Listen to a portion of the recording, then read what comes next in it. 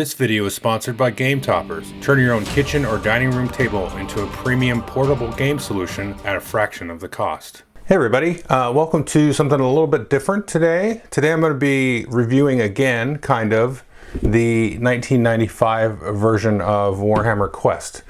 So I'll put a link to the original review, which I think I did last year, beginning of last year, in the description, where I kind of review the game and everything.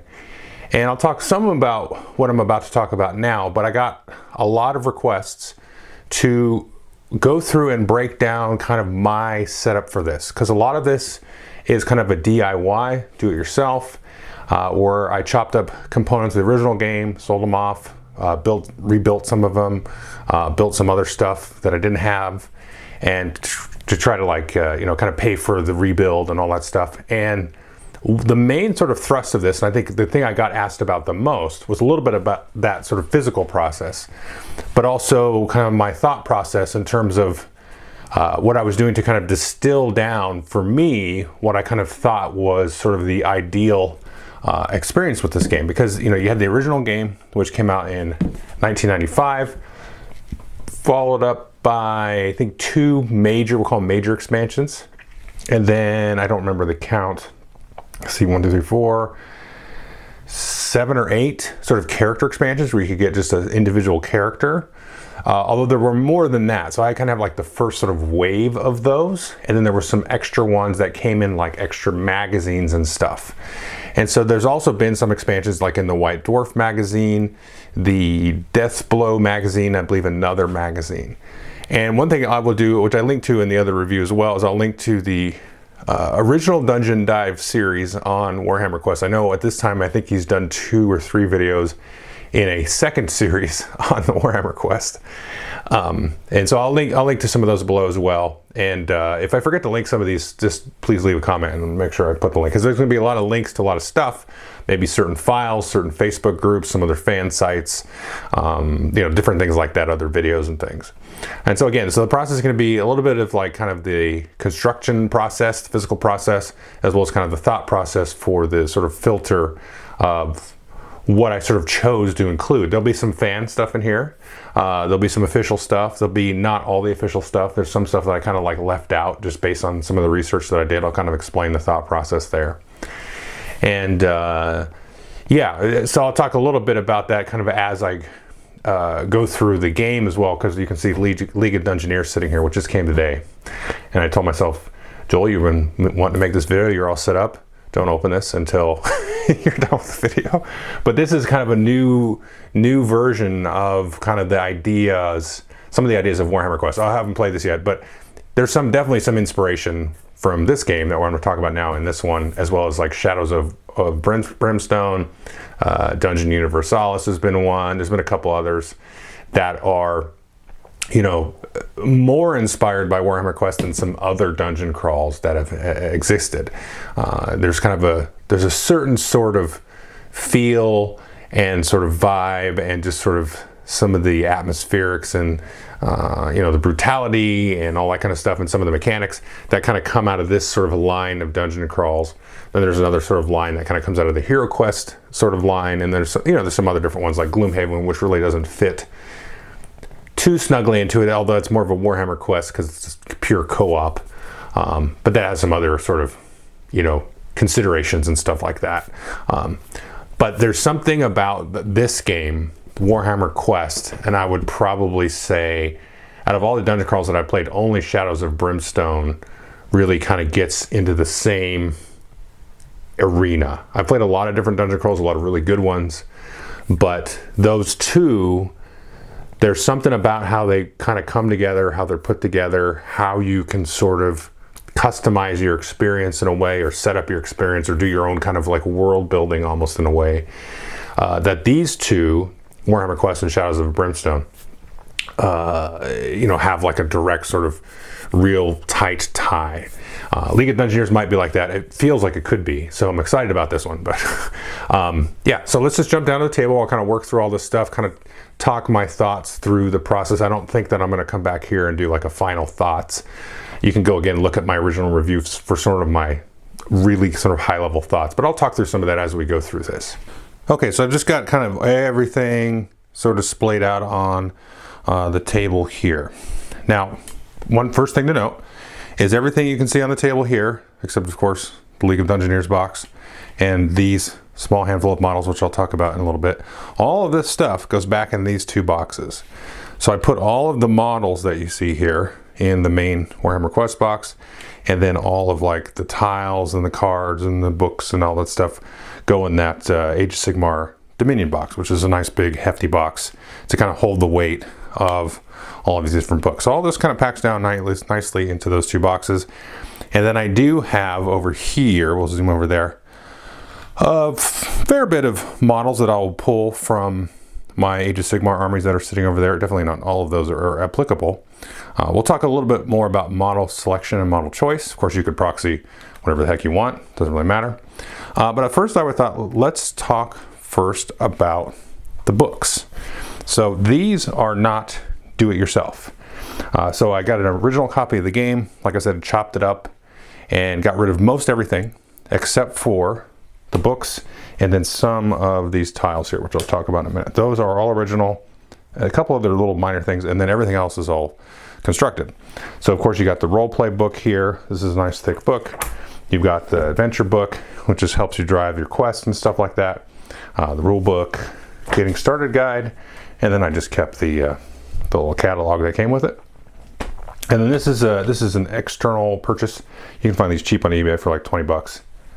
And this is just a book that I wanted to pick up for a while. This talks about the world of Warhammer and a lot of the models and units and things that you see here. And it's just kind of a nice little add-on that I kind of threw in here because it really helps kind of flesh out and ground the world where some of these quests and stuff might be taking place. It's just kind of a nice thing to kind of sit and look at and read through, kind of inform a little bit of the gameplay and stuff like that. It's just for fun. So now you can see this one here is a spiral bound book here. So these PDFs, you can find them online. I'll link to some different Facebook fan groups and some, there's a particular Warhammer Quest run board. It's like an old school forum, which is hosted and sort of developed by a person named Little Monk. I don't know this person's full name, but that's their username. And they actually develop a lot of their own Warhammer Quest material, which is fantastic, most of it. And this is a good place to go and kind of discuss things and stuff like that. So I'll link to a lot of those stuffs here. Where I can, I will link to direct files. I'll have to figure that stuff out. But so for example, this is the first sort of big expansion, the Lair of the Orc Lord. And then I just went to FedEx and printed these out and stuff like that. Actually, I think I printed these out at Staples. Some stuff I did at FedEx, some I did at Staples. So let's print these out, spiral bound them. This was about 10 or 12 bucks per one of these to do, which is much, much cheaper than getting the originals off of eBay, which is like hundreds, ridiculous. This is the second one, Catacombs of Terror, more of an undead one. And so you got some of these here. So I just printed these out. So again, a lot of the Facebook pages and stuff will have links to these. And then there's a couple other fan sites that I'll put. So check those links, and there might be some direct links. Now this one here, this compendium right here, so you can see it says volume 1. So this exists, this collects all of the White Dwarf little extra missions and rules and things like that. There's a volume 2 of the compendium, which has, where's one of those at?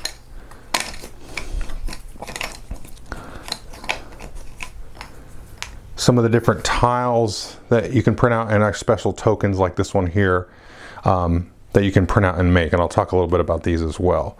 So there's a volume 2 that has those, has some of the other cards and stuff that you can shuffle into the different decks of cards and stuff like that. So that's the volume 2. The volume 1 is all the different rules and things that are in the Warhammer White Dwarf, excuse me, magazine. And these, I'll start to talk a little bit about my thought process. A lot of these are really cool, and there's a lot of neat things you can shuffle in from some of these and add, and that can just spice up your game. I think I talked about this in the review where I thought that one thing that you can do, in my opinion, is once you get settled and you figure out which of your heroes, so here's the original barbarian hero here, and we've also got, you know, the wizard and stuff like that. So the first time you play, you'll probably be playing with the, you know, the original basic heroes. Here's the dwarf. And then we have the elf. And then I would say you just play the super basic scenario that is in the standard rules. And you don't mess with it too much. And you keep doing that because here you have your sort of basic quests that are in your adventure book. And you can use some of the rules that are in the role play book as you start to, go through various different quests.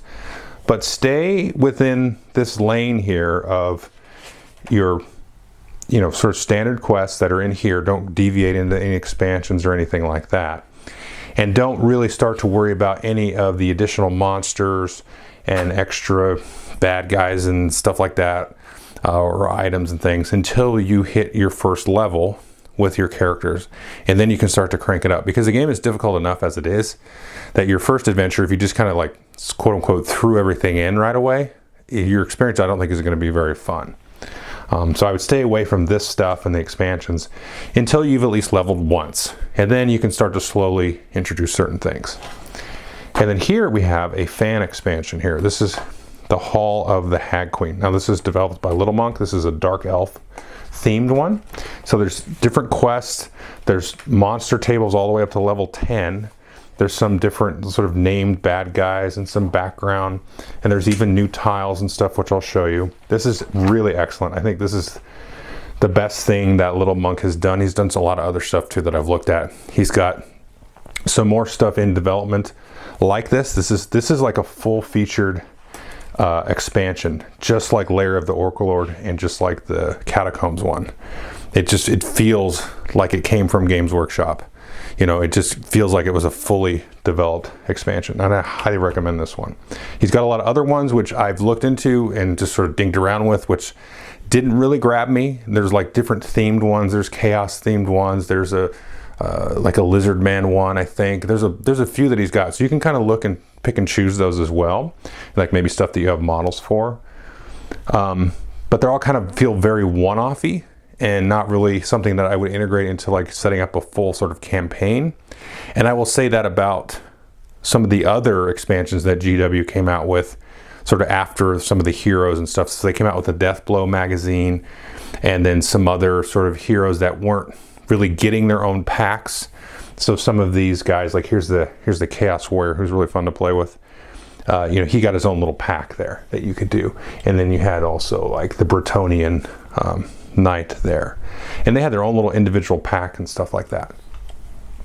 But they had some other heroes, like 3 or 4, maybe 5 other heroes in there that got like mentioned somewhere, and you could go find the model and stuff like that. Those didn't really feel as developed to me, so I just stayed away from those. I just kind of did the basic, sort of call it the first wave of heroes there. This is the other thing I've also used from Little Monk here. This is the traveling hazards. There's actually 2 things in here. So there's traveling hazards and stuff and like town events in the roleplay book, which again, I think I would stick with these until you level up.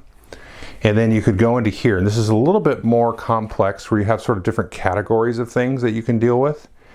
And there's also a couple of extra little rules, not really too different, that Little Monk has in here. And then also, so I just put both of these in here. So you got the settlement events, because usually when you leave a dungeon, you have traveling hazards, and the next thing you do is when you get to town, you have settlement events. So I just put them in the same book there. And these are really cool. There is sort of one thing that I change here. So this is meant to work with, he has what's called the Ultimate Adventure Book. It's mentioned down here in this entry. That's something I'm interested in, but not right now. And it kind of does its own sort of thing. And I feel like I don't want to get that cumbersome with the game. Like everything here that I have now is fine. And so when you roll here, it says, okay, this is the only time you find an adventure. Usually you can just leave and you just kind of roll up a random adventure. But the rules here, as stated in his book, is, well, you wander around town until you find an adventure. But like, it's dice rolling. So you can literally like wander around for a long time and like, I just want to leave town and have an adventure.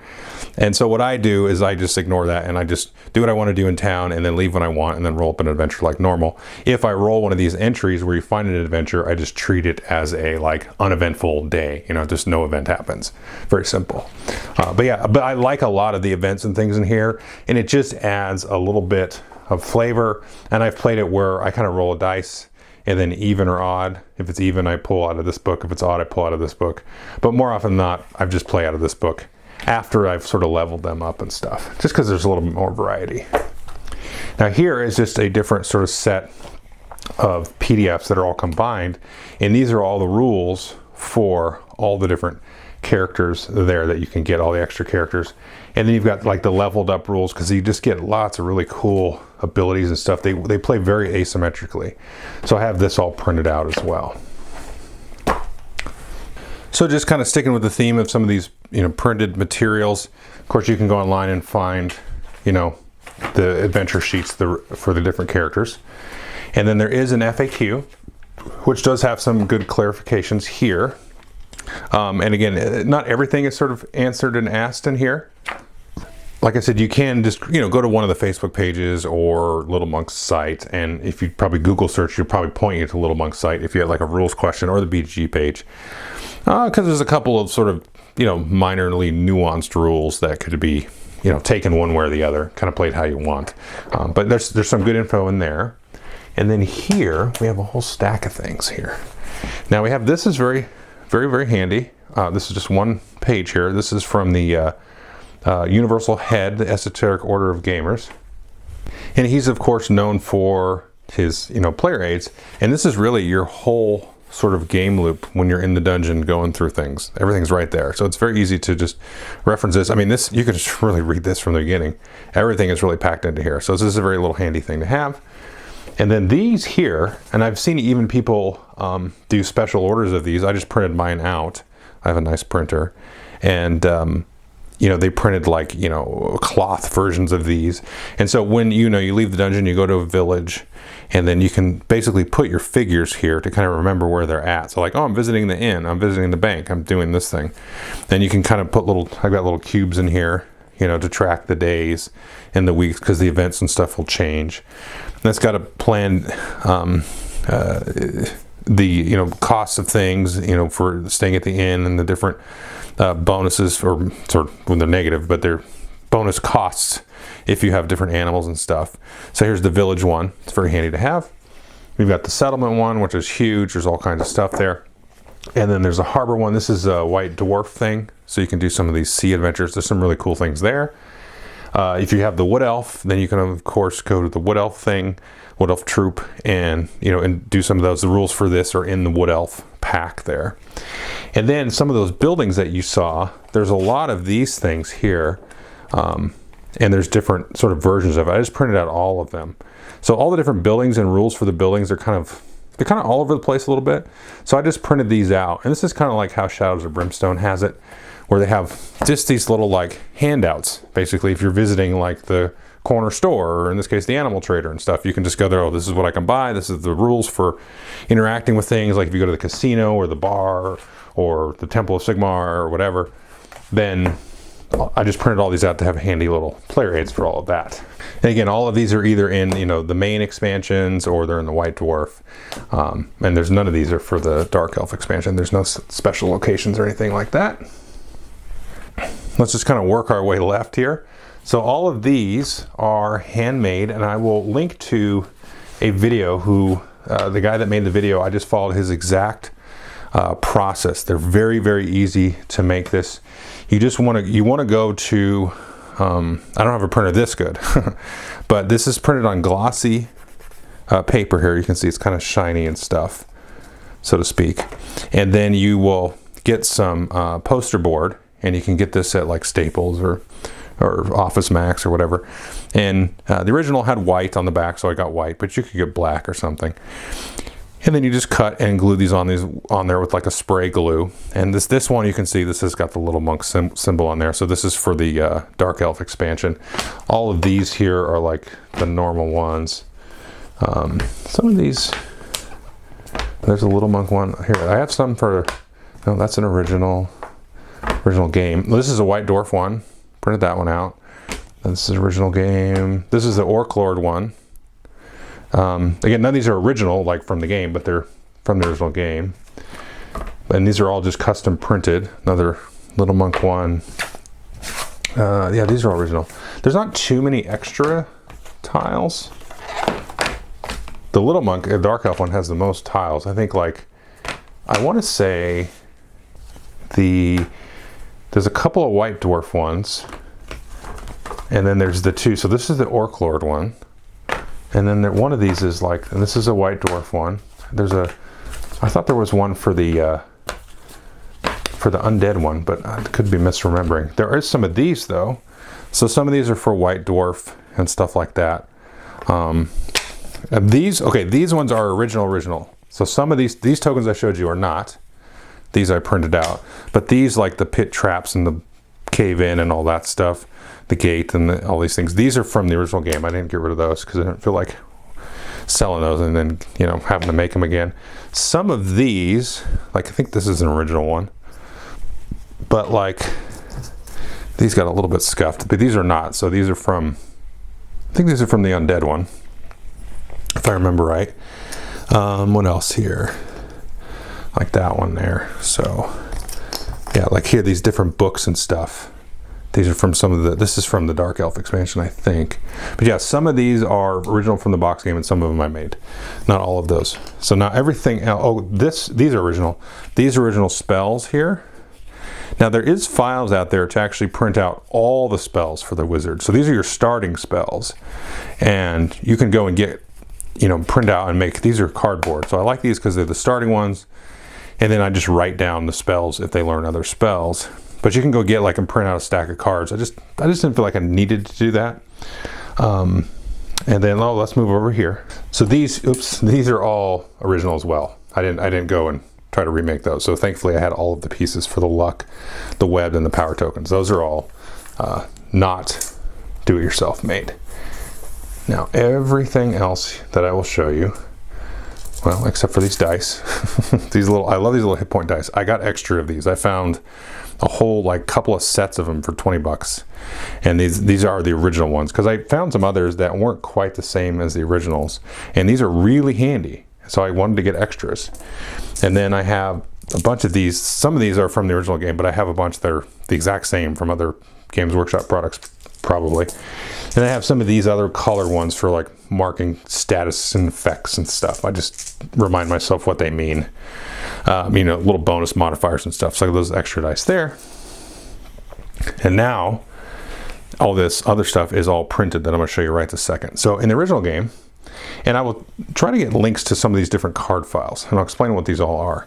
But in the original game, you get like little circular tokens for the different characters. So if you randomly figure out like which character is getting attacked or not attacked, or you want to randomly choose a character, I wasn't going to hunt down all of the original circular tokens for all the characters. So I just made little cards with their pictures on them, and they have black backs. And then I just, you know, whatever 4 are in the adventure currently, and then I'll just take and shuffle them up and use it. It's just a quick way to sort of randomize. So that's pretty useful. And I didn't have to hunt down, you know, all those actual tokens. And then similarly, these cards here, some different item cards and stuff I printed out. And all of these cards that I showed you, there's a place called makeplayingcards.com. Everything that you see here was made there. And you cannot tell the difference between these and originals. None of these are originals. And the card generation, there's cards out there that are designed to work with their software online.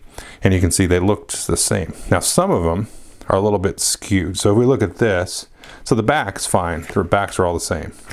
But like this is a nice, that looks like a, you know, normal GW thing. And then this is a little bit like, see the font's like a little bit off, but who cares? You know, like, and just some of these other ones from other expansions, like these are from the Hall of the Hag Queen, the Dark Elf expansion, just because the scale he used to make the cards is a little different. But I just ignored that when I did the back and just used the original art there from the back.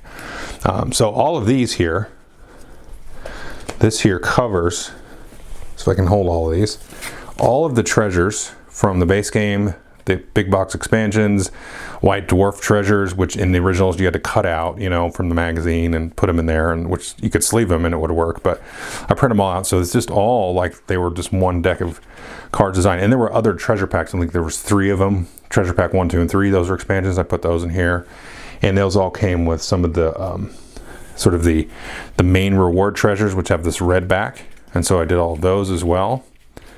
And then of course he's got some of his that he threw in there. So all of those are printed out. All of these things are all printed out from the same place. Now these I'm gonna be a little bit careful with because I have some of their current treasures sort of stacked on them. I kind of stack all these in a bag. So all the items and stuff that they've collected.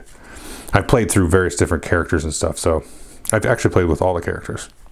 And then the level up cards and all this stuff. So this is all just printed from Make Playing Cards. So you got that, and then there's like little, cheat sheets for different characters all there. And then, some special cards for like different named creatures and different, sort of the basic quests and stuff. I just have these. I don't really use these, but maybe if like, this guy comes out and he's like the named version of that, then I'll use this card in the quest. And then the coolest part, actually not yet, the coolest part of these, but I'll show you these. So the nice thing with this is you've got like all of these dungeon rooms. This is really cool. So now you've got all of these sort of variety that you have. And again, when you play at first, I would just use the basic cards here and, shuffle those in and not do any of these special ones at first. But then you can start to slowly add them in and play with some of the special rules and stuff like that. So this gives you a lot of variety once you kind of get going to play, and you feel like you're kind of in this underground sort of different universe from the overworld, because you might run into dark elves, you might run into orcs, you might run into undead. You don't quite know what you're going to run into, which makes it feel very Shadows of Brimstone-y. Or you can kind of tailor it if you want to, specifically say, oh, well, I rolled up a dark elf quest, so I'm going to make sure I shuffle some of those in and that kind of stuff. So you can play around with that. It's pretty cool. And the other thing is, when you shuffle up your sort of event deck, you have these monster cards, which I'll show you, but then you also splice it in with about half, or not quite half, of these event cards. So these are all events that are either in the base game or in the role-play book. So in the role-play book, you would actually roll them up, but now there's cards for them. There's cards that are specific to different expansions here that have been made up. And so you can just kind of put all of these in here. So again, there's lots of variety. You're not always kind of running into the same traps and stuff. And it's easy to kind of just build your game up and you just put your decks together and away you go. And it's very easy to do. Now the last thing here, is a little bit of glare here, are these decks of cards. And this is kind of what got me going on everything. So here are level 1 cards, and you can see these. See, there's kind of a color coded there, the purple. So this is from the Dark Elf one. And this one here with the green is from the Orc one. And then we've got some others here, like these gray ones. That's just kind of a basic one from the basic game. And some other different ones there. And so I have models for all of these cards here. And so I don't have models for these. So these are a bunch of other level 1s. So it's very easy to make them very varied, setup of monsters. I would not do this for your first couple of games until you've leveled up once. And then I would start adding these in. Or at least like had 2 successful adventures. Maybe not everybody's leveled up, But then you can start to shuffle these in and have a little bit more variety instead of the same like Minotaur and Skaven and Orcs and all that stuff. Because I think the game needs that variety. And so then we level up here. Once you get to level 2, you start pulling from here and then all the way up to level 10. And I don't know that anybody, that feels like overkill. And then I've played a few times. I think you could probably just take it to level 5. And once your player, your characters would level to level 6 or something, then just retire them. Because it just, if you make it that far, that's pretty hardcore. If you got to like, I could see it because you can get some very powerful items and you do sort of scale with the monsters, but also like things can just turn hard on you, especially if you pull like a really nasty, set of monsters here. 1 necromancer, 1d6 mummies, 1d6 ghosts, and 1d6 whites. So that could be theoretically like, 19, 10 to 19 monsters you have to deal with all at once. But this makes it really cool, and you can shuffle in from all the different expansions, right? You can mix them, and it's easy to do. You don't have to roll up on the tables and go, okay, so I'm going to roll up on this role play book table but I want to roll up on the orc table. But no, I can mix them all in. And so maybe one day I'm running into orcs, and then there's dark elves fighting the orcs. So now next I'm going to fight the dark elves and all that kind of stuff. So lastly, I want to talk about the models. Okay, so I already kind of showed you down. We'll just zoom down here. These hero models here. Now everything that you see that would have been from the base game is the base game. So I showed you like the wizard and the barbarian and all that stuff. This is from the base game, original. Now you can see one thing I did here is I put a little bit of a basing. This is just some cork board there to kind of make it look like some rocky ground or something. It gives them a little bit more height. So the reason I did that is, well, a couple of reasons. So for myself aesthetically, what I wanted to do, because I have some models that are sort of technically in my Age of Sigmar armies, right? But those models were made before Age of Sigmar existed, when the old world still existed. Now, the models that I used didn't necessarily exist around the time of 1995, but, you know, the game was still around for a few years as, you know, GW made new models and stuff, and they're technically old world models. So for me, what I did is like, okay, I can find some super cheap, like old world style models from a few places. And I've got some that were, you know, they're still in the Age of Sigmar armies and they're legal models today to play in that game, but they were made, you know, years ago, and GW still makes them. So I said to myself, what I want to do aesthetically is keep that old world vibe. It doesn't have to be 1990s old world vibe, because I frankly I'm not burdened with nostalgia, but I do like the old world vibe and stuff. So I said, let me not throw in like, you know, Zangors and Ideneth Deepkin as dark elves, you know, because that's just too Age of Sigmar looking. But let me just use anything that was printed, just as a stupid rule I made for myself, anything that was ever boxed in a box before the release of Age of Sigmar in 2015, I was like, that's a legal model for myself that I can use. And so that's what I've done here. But part of that is because the scale of the models did sort of increase and sort of encroach over time. So this is definitely a 1995 model. He's a little short even for later Warhammer Fantasy standards. So when I found it, you know, pertinent or whatever, or appropriate, I would put one of these on there just to kind of give the height a little bit of a, you know, a realistic kind of relativism. And I played around with this before I got too committed to it, you know, by putting them, you know, down on the board and seeing how they looked and all that stuff. And so I said, okay, yeah, it seems like pretty much all the older models, I would throw, you know, a little piece of cork board under there. And then because I'm not going to go rebase everything square that I already have, I rebased everything that used to be square as circle, because I honestly prefer that. It's just my preference.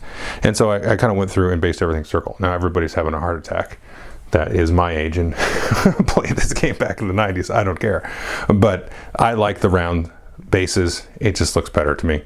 And like I said, you know, the real, I don't hate square bases, but it just, I didn't want to go rebase stuff that I want to use in an Age of Sigmar game. And they're square bases, you can't use square bases. And I like the circle base. Anyway, so these guys here, so I got these. Now these guys, I don't really have a problem admitting this. Some of these are from places like eBay and Troll and Toad, which you can find super good deals on, which I'll show you in a minute. Some of these are from people I found on Reddit. Let's just say that.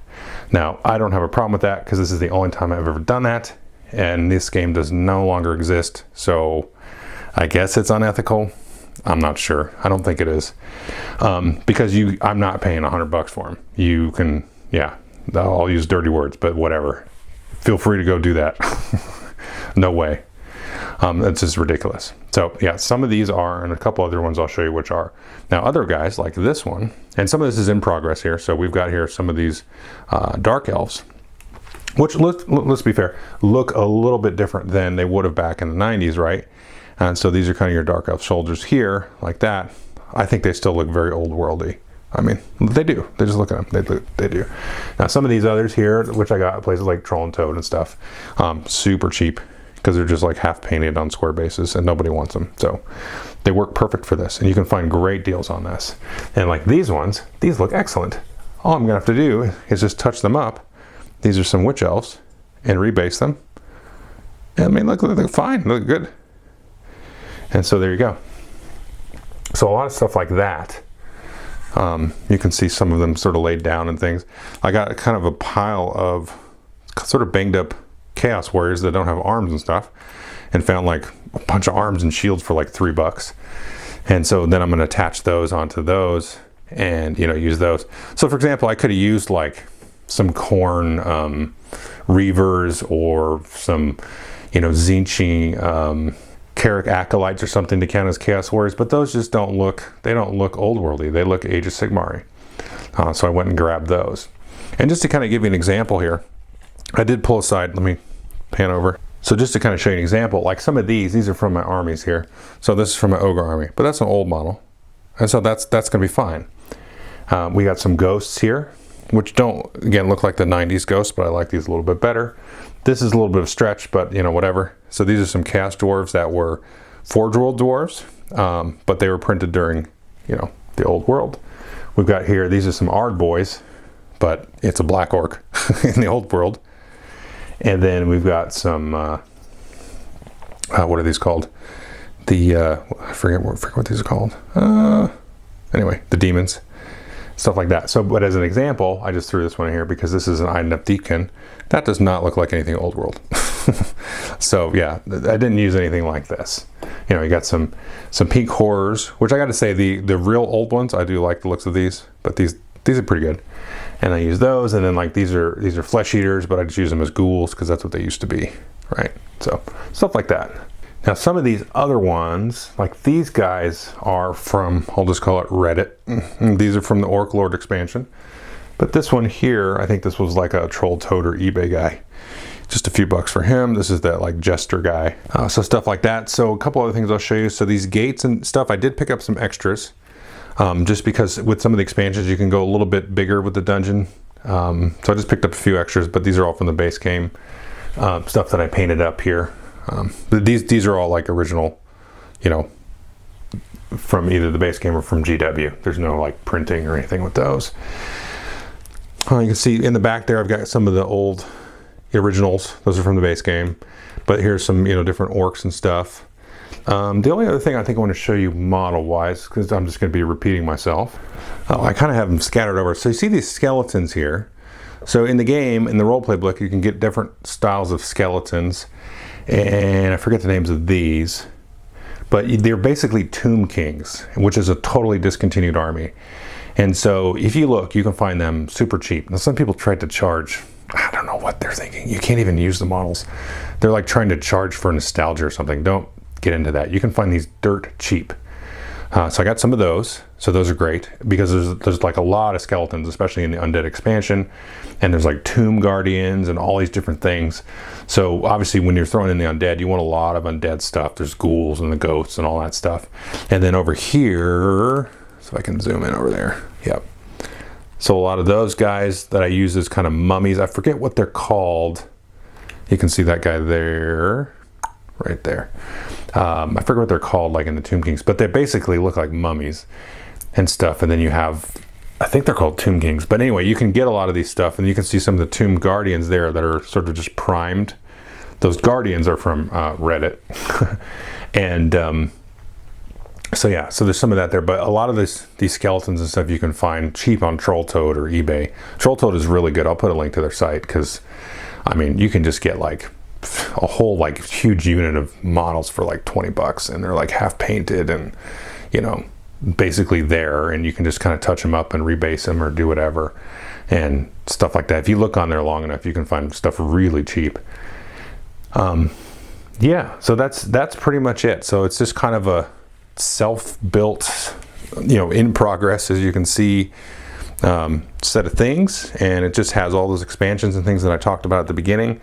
I've had a blast with it. I mean, this has moved up to be one of my favorite games of all time. It's funny because I played this and Shadows and Brimstone. When I play one, it makes me appreciate the other more. So if I play this, I appreciate some of the changes and stuff in Brimstone. When I play Brimstone, you know, I kind of miss some of the stuff in here. And I just kind of miss the sort of straightforward, procedurally generated, sort of kind of just, again, procedurally generated world that just kind of evolved. And that can be very brutal. And, you know, your party can get wiped in your first adventure, or you can go for a while and then get wiped. And it's just an interesting kind of mental space to kind of be in and live in. And It's really kind of akin to something like a Frostgrave or a Necromunda for me.